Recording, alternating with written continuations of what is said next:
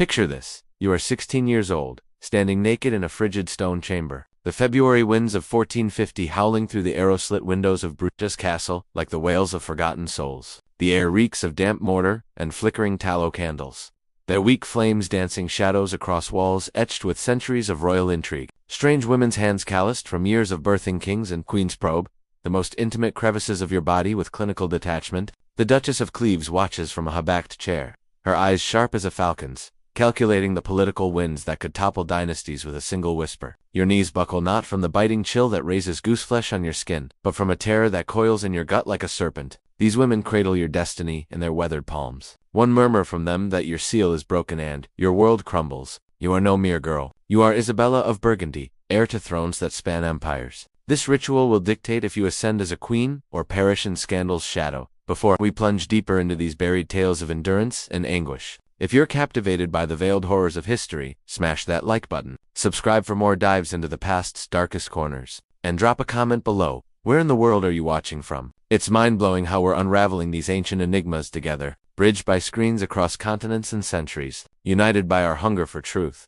The year was 1450 AD. After 12 grueling years wed to Philip the Good of Burgundy, Isabella faced the crown's ultimate inquisition, an official virginity probe that affirmed her untouched state. 12 years of sharing a grand canopied bed with a duke whose desires veered elsewhere to ward haunts and mistresses. Never her. 12 years of courtly sneers masked as jests, whispers slithering through tapestried halls about her barren womb or his elusive vigor. Now, at 28, she endured a stranger's gaze, stripping her bare, validating the silent torment her flesh had borne. But Isabella's nightmare was no outlier. In the labyrinthian vaults of 15th-century European power, every crown-adorned woman or aspirant confronted a grotesque truth. Their bodies were chattel, bartered and audited by the patriarchs sworn to safeguard them. Medieval Europe thrived on lineage and legacy, a realm forged in the fires of feudal fealty and the chill of succession crises. Virginity wasn't mere virtue. It was the ironclad warranty of paternity. In eras where a lone heir could forge or fracture kingdoms, from the fractious Plantagenets of England to the fractious Valois of France, a bride's intact hymen stood as the unbreachable vault securing bloodlines. Bastards bred bedlam, disputed crowns, civil wars, the clamor of pretenders at castle gates. Thus, the highborn maiden's form became a ledger entry. Her purity, the currency of alliances sealed in velvet chambers amid the scent of beeswax and intrigue. The rituals of verification were a gallery of each more degrading than the last, blending crude empiricism with the era's alchemical superstitions. The hymen inspection loomed largest, a merciless manual assay, fingers delving like prospectors in uncharted mines, seeking that elusive membrane's whispered in presence. Absent or ruptured by a spirited gallop across misty moors, a tumble in the lists, or the rigors of embroidery under candlelight, it spelled doom. Biology be damned. Medieval lore dismissed such variances. A woman's worth hinged on that fragile filament, torn by happenstance yet branded as sin. Yet ingenuity or desperation birthed even stranger Behold, the sieve trial, a farce teetering on farce if not for its cruelty. A maiden was handed a humble kitchen colander, bid to cradle water from a ewer, as a throng of leering lords looked on. In virginal grasp, the legend went, the perforated vessel would miraculously retain its load, defying physics as proof of unbreached virtue. Should droplets betray her, like a sieve's shameful seep, she was deemed sullied a leaky fortress, unfit for royal ramparts. Picture it, silken gowns hiked in a drafty hall, noble daughters clutching dripping strainers before baying crowds, cheeks aflame as rivulets traced their humiliation to the flagstones below. Urine auguries plunged deeper into pseudoscience's abyss. Healers of the age, poring over tomes like the 13th century De Secretis Muliae, proclaimed a virgin's flow, limpid and luminous, now milky, now effervescent like fine Rhenish wine. They bid the subject void before male medics, ears attuned to the telltale subdued sibilance, a hiss softer than a serpent's, lingering longer than a page's trickle. Envision the mortification. A princess of the blood, skirts rucked to her waist in a privy alcove, as physicians nodded sagely over the pot's echo, divining chastity from acoustics and hue. One savant even decreed virgins. Streams fragrant as meadows after rain, while the fallen reeked of sulfur and regret. Occult whimsies laced the litany. John of Trevise's 14th-century chronicles touted the lodestone ordeal for wayward wives. Slip a magnet beneath the suspect's pillow, the faithful would stir to ardent embrace. The adulterous bolt awake, haunted by spectral hounds. But fumigation's fumes chilled the marrow most. Niccolò Falcucci, a 15th-century Florentine leech, prescribed shrouding the subject in linen, then billowing her with the finest charcoal smoke. A virgin, he vowed, would scent nothing through nose or mahar, purity, a bulwark against acrid assault while the impure choked on their own taint. Women, swaddled like sacrificial lambs, inhaled toxins in torchlit crypts, physicians charting coughs as confessions. These probes fell often to midwives' sisters in subjugation, midwives to both joy and judgment. In shadowed solar rooms, they parted thighs with the dispassion of butchers at market, their verdicts etched in wax-sealed parchments that could crown or condemn. Sisterhood flickered rarely. Some hearts raw from shared yoke murmured intacta over marred flesh, a clandestine mercy. But most yielded to the era's venomous creed, imbibed from pulpit and peerage, branding women as frail vessels of its deceitful eaves, vessels for original sin. To lie for a sister risked the pyre or pillory. Truth, however barbed, bought bread and favor. Thus, the hand that eased a queen's labor might later betray her bloom. Flinging kin to the wolves of wrath, the repercussions rippled like poisoned wells. A botched test birthed not just shame but slaughter. In shadowed Italian city-states, failed maids faced the noose or blade in piazzas, thronged with gearing throngs. Northern realms exiled them to beg in rags, their dowries devoured by decree. For royals, the fallout was cataclysmic. Treaties torched, borders breached, blood feuds ignited.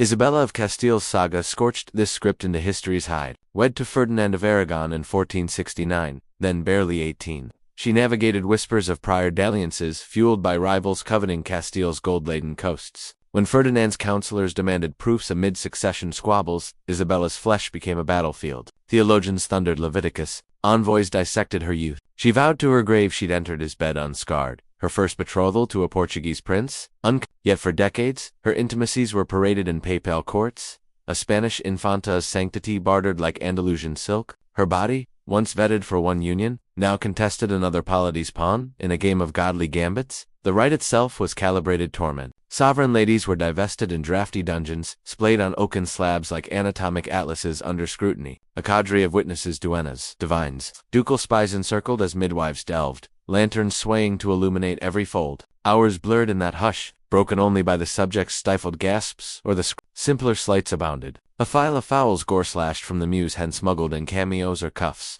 dashed neath brocaded counterpanes in moonlit trysts, or orchestrate the rite amid Menses' crimson tide, crimson conflated with consummation. Elaborate impostures, enlisted doubles, a pliant maid subbed for the soiled sovereign on deflowering's dawn, swapping places in pre-dawn gloom. The Trotula tendered tonics too, blend egg whites with pennyroyal decoction and hot herbs, swab the vagina, thrice daily with linen pledgets. Astringent anguish, tightening tissues to feign taut virginity. Herbs bite a bitter bid for believability. Consummation's eve devolved to theater. Bedchambers bloated with witnesses, valets veiled in arras. Matrons murmuring prayers as the union unfolded under vigilant veils. Dawn's light pierced tester bed sheets for sanguine sigils. Proofs paraded on silver salvers to assembled nobility. In Burgundy, crimson linens lofted like battle flags from turret tops. In Castile, dispatched by courier to papal precincts, attesting alliance's authenticity. Intimacy inverted, a queen's pang politicized, her life's blood laundered into ledger lines. Armenia's red apple rite echoed this bride's proofs pinned as festive garlands, while Georgian Azeri enclaves staged blood rites in village squares. Medieval Europe's specter, lingering in folk fates. Yet these talismans lied. Hymens yielded to yoga, yarrow-picking, or youthful romps. First nights passed, sans sanguine sans sin. Healers knew Falcucci's folios, footnoted frailties, yet clung to the charade. Not for truth, but tyranny.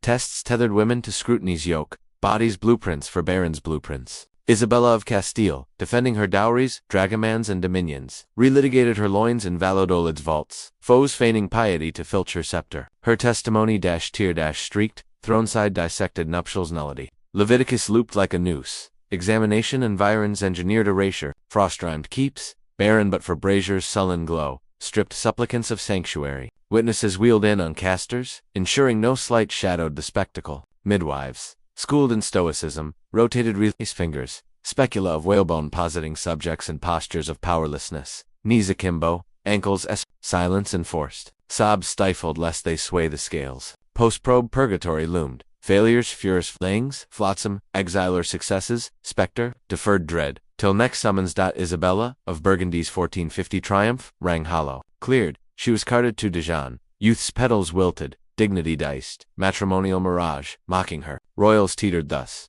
Purities pass a prelude to discard, utilities urn appended. Chronicles catalogued cruelties, labia symmetric, hymen crescentic, no cicatrix, quills quivering over queen's quims. Margaret's ruing rolls recited her raids patties. Phantom charges yet lingered on her untarnished integument. Clerics conflating crusade with crotch. faith's frippery fouled at foulest. Christendom crooned the corpus as sanctum, yet scoured women's as suspect soil. The selfsame sinnage sanctity hymned, violated it via purity's purge. Margaret, vowing body and soul's seal to the Savior, tethered salvation to her sex saints. Susurrus silenced sans hymen's hush. Absurdities abounded. Sive sorcery, urines, urimans, magnets, mystic, mutterings, giggles, guilt with gore. Ruining realms. Women wove webs of wild. Sive cheats slathered lanolin linings. Blood bluffs borrowed from boars. Cycles connived for cover. Networks nursed in nunneries. Lore laundered through laundresses' courage's covert codex. Caught, they courted crueler crowns. Frauds, flames atop failures. Economies, entanglements, ensnared all. Dowries dwarfed domains. Isabella of Castile's coffers crammed with canaries. Claims tests tipping treaties like dominoes. Virginity verdicts voided vows worth wagon trains of wool. Politics pimped it. Purity ploys pruned pretenders. Henry's heirs harried by hymen hunts. Psyche's siege was subtler, surer. Queens quailed in quiet. Bodhi's barometers of betrayal. Shunning steeds lest saddles, sabotage. Wed nights warped to warranties. Incisions incised for insurance. Animal alibis at hand. Servitors steeped in the slime. Smirked through the sacrament livelihoods. Lash longer than ladies lament. Courts curdled to coliseums. Confabs on Cunny's condition, the chief cuisine. Scribes scripted shames, sequels, archives avalanching with anatomies. Isabella's inquests iterated posthumously. Pontiffs parsing her pudenda past perdition. Diplomacy's dominoes toppled. Tainted tests torched truces. Castile's coasts craved by multi-midwife mandates multiplied misery. Bureaucracies birthing beds of nails. Midwives' manuals mapped the malice. Probe perpendicularly. Note resilience. Tomes treating torment as trade. Instruments innovidity. Laters of Gearhorn. Gauges of gildered glass sciences. Shadow play for subjugation. Riches riveted the right. Examiners enriched. Envoys elevated. Art aped it. Elizabeth's sieve wheeled. In oils, chastities, champions, clashing cupids and cuts. Laws, lexicons, lionized it. Precedents perdering, preps. Piceops prepped the prey. Isolations, ice, threats, thunder. Rewards honeyed hook. Failures, finales, formalized gibbets, galleys, Godward goads, Europe's web wove wide, shared scrolls on sieves, sinks sanctions on costs crunched coldly, humiliations halfpence, versus hegemony's hoard, text toil honed horrors, dies detecting defloration, ledgers logging labia, traumas told tallied in tomes, trusts, tomb, intimacies, ice age, culture cloaked at consensual, murals of maiden's meekness, morals mandating modesty's mutilation, legacy leers, lingering aces assays, Africa's audits, Middle East's mandates hymens, as horizons. In 2018, the UN's Clarion Human Rights Council, women who branded it barbarism, painful, humiliating violence, yet echoes endure, Bodhi's borders breached by bygone beliefs. Isabella of Burgundy, bared in Bruges bite, embodied every ensnared empress, her quiver kindled quiet rebellion. Margaret's metal mid-maelstrom mocked the muzzle. Isabella of Castile's stance scorched the scaffold. Their ordeals, etched in endurance, endure as embers igniting insurgents against indignity. In our era's exam rooms, their echoes exhort, bodies reclaimed, not ransacked. Resilience, history's real regalia. Their unbowed spirits summon us to shatter seals anew, honoring the unbroken within.